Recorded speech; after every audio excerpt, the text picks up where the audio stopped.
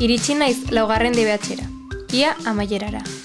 Nola hasi nintzen, atzera begiratu eta orduan DBH ikastolako zarrenen taldera sartzea zen. Behetik zetozenei goitik begiratzeko lizentzia.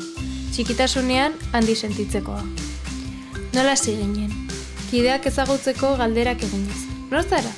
Zer duzu gustoko? Nor zara galderari izena-bizenak esanda erantzuten zitzaien. Gaur berriz, nor naizen ez nuke izena-bizenak esanda soilik erantzungo. Nor naiz? Gauza asko eta bakarra.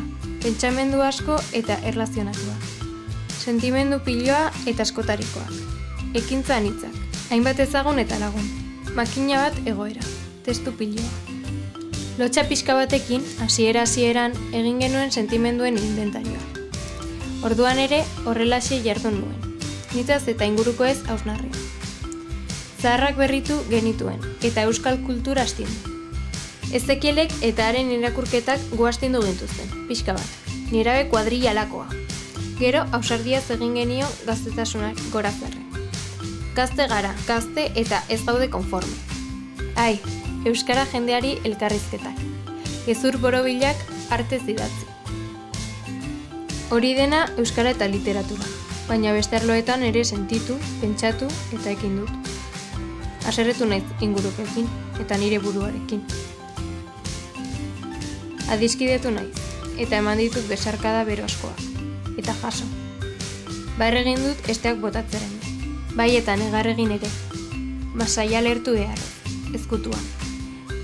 Erronkak izan ditut, arazoak, egin diet aurre, batzuei, beste batzuk bidelagun ditut. Harro sentitu naiz, nitaz, taldeaz, lagunez, lanaz, eta ikasi dut. Zer ikasi dut? Zertarako gai naiz orain, DBH ia amaieran. Ikasi dudan guztia demostratzen duten testuak sortuko ditut. Nor naizen ere demostratuko dute horiek. Baita sortzen ari naizen nire webguneak ere. 4 ikasturteek eman didatena jasotzen da hemen. Lagunek, etsaiek, irakasleek, jakin-minak, ez jakitaren minak, egoerek, hartu eta emandakoak jasotzen da hemen. Webgune pertsonal hau bisitatu eta bertan nabigatuz irakurtzen duenak hobeto ezagutuko nau.